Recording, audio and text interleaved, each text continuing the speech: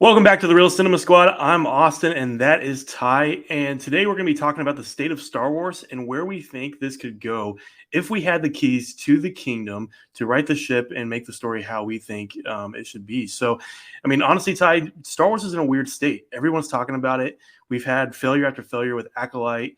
Even the games like Star Wars Outlaws have been panned. Obviously, the sequels just did damage years ago. We're wondering where this is going to go. And with the Rey movie canceled now and so many other things other than the Mandalorian movie pretty much on the horizon, Star Wars' future doesn't really look that bright. And so really just curious of what you think about if you were given the keys to the kingdom, what would you do as the operational manager or the president of the company? That's a great question, Austin. I would be honored to have the keys to the kingdom. And the first thing that I would do is look back at all we had done since Disney has acquired Lucasfilm. I would fire the majority of the writers, almost all of them. People that I would keep Favreau and Filoni. However, Filoni would be on a tight leash because how in the world did he approve The Acolyte? That scares me. Like, my faith in Filoni has dwindled because of that specifically. I believe that Favreau, if he is unleashed and able to do what he wants to do, which is what I would let him do, I believe that he would honor George Lucas's legacy. I think that he is the closest to George Lucas, in the sense of his vision and his just love for Star Wars. I think he is truly a Star Wars fan. He's talked about it time and time again. So, number one, I would probably elevate Favreau over Filoni is one thing I would do. But everything that they did would have to come through me. And ultimately, as far as consultants are concerned, I would hire a lot of Star Wars fans, just fans of the lore, people like you and me that we know the stories, we know the books, we know the comics, we know the characters, we love the characters, and we want true character development. And I would have almost like a presidential cabinet of consultants, of like YouTube individuals like us, like Star Wars Theory, people like that genuinely love Star Wars and know the tone and direction that Star Wars should take and what we would all love and are just yearning for. I would use that as a consulting agency, bring them on and like run things by them ultimately before we make the final decisions. Another thing, as long as he's alive, I would have George Lucas involved. I would bring him back and make him as heavily involved as he wants to. I mean, if I got to keep on retainer, if I have to pay him to come on set, whatever I have to do to get that man involved, he knows Star Wars better than anyone. It's his.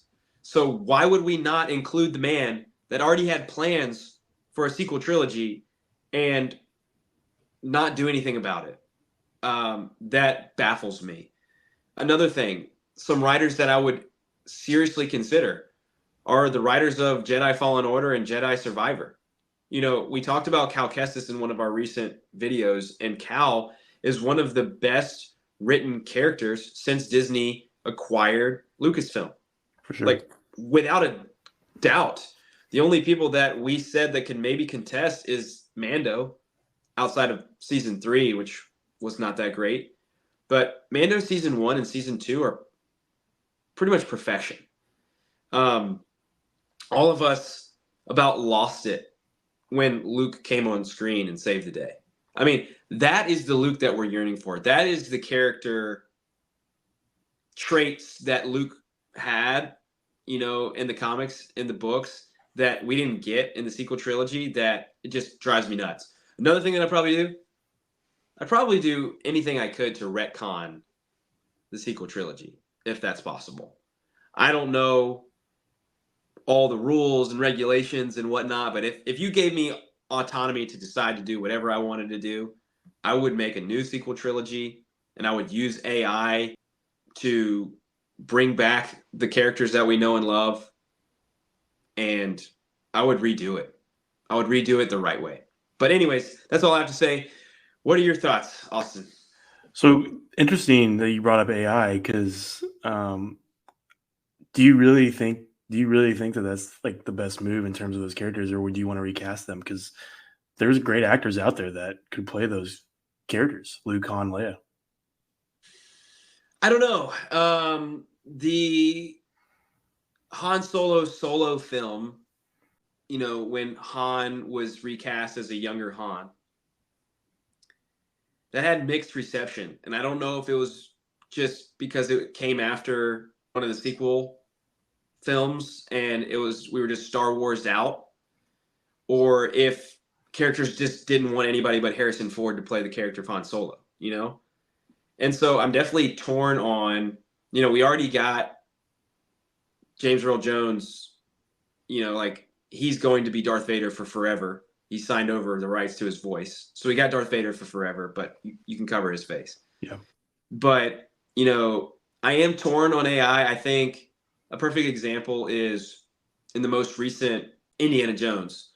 We saw a de-aged Harrison Ford, and I thought he looked great. It didn't bother me. I think it bothered some people. You can tell that he's still, not real. But I think they've gotten closer and closer to making them look as real as possible. It didn't bother me having Luke not actually there, just a de-aged, Luke. I think I'd be fine with AI and using actors and then putting the faces of the characters on those actors. It's one of those things where it wouldn't be universally accepted. No. I'm just going to go out and say that right now. I thought the Luke stuff in Mandalorian was awesome. He looked really great in the Book of Boba Fett episode. However, those characters are so beloved. As much as I love seeing the faces of Carrie, Harrison, and Mark, I think the right move is to recast. I think that that is the move that I would take as leader of Lucasfilm. I think the de-aging technology, the facial recognition thing can work for a period, but if you're going to have full movies with Luke, which I think is the direction they should go, is to bring those characters back amidst the new characters, I think you have to recast. I mean, Sebastian Stan is a perfect example of a fan cast that could work for him. I didn't dislike Aldrin as Han, and then even Carrie Fisher's daughter. I mean, she could, Billy Lord. She could play, Leia. She did in Rise of Skywalker when they had that, flashback scene. So, I mean, there's people out there that could do the job. It would be, I think if they did it really well, then fans would accept it, even though they're not the original characters they grew up with. But I agree with a lot of what you said, because as leader, what I would do, I would definitely scrap the writers team. I think Filoni knows George Lucas' Star Wars, and I think he shines in animated, so I would keep him in animated. I would have him working on animated projects that continue that clone story. I would have him do animated projects that tell stuff with Luke and his adventures, or Han and Chewie. I mean, could you imagine that type of stuff? Or an animated Obi-Wan Anakin when in between episode 1 and 2, stuff like that. It'd be amazing. But the writer's room needs to go. I mean, you were talking about bringing in people who are fans and know the stuff. I mean, do you remember the old ILM back in the day? I mean, all those old guys, they had the chops to do whatever George asked them to. They all became massive fans. Phil Tippett, who did the all the stop motion stuff, I mean, he became a huge fan. He knew monsters, he knew creatures. He wanted it to be right. George hired people that had a passion for the industry, not even just a passion for Star Wars, because Star Wars was new back then. But as the prequels came aboard, you have Doug Chiang, who's still the art director at Lucasfilm. I think he's a fan. But you need people who are not going to be activists, and I would get rid of all these people who have no idea what they're talking about. I mean, we've had project after project, specifically with like the Obi-Wan Kenobi show. Joby Harold wrote the show. Dude literally doesn't know Star Wars. And they've even had other people who have said, especially on The Acolyte, Leslie Headland said she was hiring people that don't know Star Wars. Like, who does that? How do you hire people that don't know your lore, who don't know your story? That's how you get the power of one, power of two, power of many nonsense. So I think you're on the right track there in terms of just getting rid of the staff and starting new. You need a hard reboot. If Disney would be the one to keep it, then that's what I would do. And I would be very strongly as the president against Bob Iger and be like, listen, John needs to be the head. I need a new writers team. This is the people I want. because there's tons of people out there. I mean, when fans are making better films than these actual creatives, then you got. Totally agree. So, we kind of talked about the strategy if we were, put in charge. If we were in charge and we were, asked, where do we go from here? Where do we go? Yeah, definitely would get rid of the sequels. I know that may be something that the company would kind of cringe at because it was such their big moneymaker at the beginning of Disney taking over. But I mean, if you really are honest with fans and you really look at the content, the sequels have no bearing on what's happening now. Yeah, there's some things you and I were talking about Mandalorian with the clone stuff kind of leads to the sequels, that kind of thing, but it doesn't have to. I mean, there was tons of stuff in the expanded universe that leads to Palpatine's cloning, and it happened differently. But I think the sequels have to go. I mean, there's no reason for it to stay. And so, because Mandalorian, Ahsoka, these shows that are doing successful and are going to continue, they have their own thing going on. I mean, you have Ahsoka with diving into the father, the son, and the daughter. We're possibly going to get the mother in there as well with Abeloth and Balin. Balin's such an amazing character. Expand upon these new characters that do really well. So my goal would be scrap the sequels and then continue Mando and Ahsoka. But what they need to do is they need to tie that in with what's going on in the larger threat. So obviously Thrawn is the bigger threat. Just there would have to be some working around, but just adapt Heir to the Empire to the best of your ability to this point. And bring in Luke, Han, and Leia. If it has to be a recast, it has to be a recast. But having Luke as the one who's driving everything and building the Jedi Order, none of this Rey is going to build the Jedi Order movie nonsense. Luke has to be the one. And it's not one that's going to fail. Luke is going to be the hero, that one that learned from the mistakes of the past. And he's the one that's going to build the Jedi Order. You have Han and Leia, who has a kid. I'm not saying it has to be like the expanded universe where they have twins. I mean, I thought that was cool. But just have a kid that actually is going to become a successful Jedi with Luke, and they're going to rebuild that, and they're going to save the galaxy. I think having Cal, we were talking about Cal from the games. He's older at this point, so bring him in. He ends up with Luke. It can be like a Kyle Katarn character. Kyle Katarn, for those of you who don't know, was an expanded universe character. Defected from the Empire, became a Jedi, was part of Luke's order. Cal can be the Kyle Katarn character in this version to help Luke, because Cal's already out there looking for Force sensitives throughout the games, and so why not? He's learned so much. He probably knows a lot more that Luke doesn't know. They can team up together, and then I would take this past Thrawn too. Once you get past Thrawn, you can go into the future with the Offspring, and then with the Offspring of the Skywalkers or the Solos, you go into that and you can introduce bigger threats like the Yuzan Vong from the books, the alien species that is pretty much impervious to the Force. Bring in things that aren't.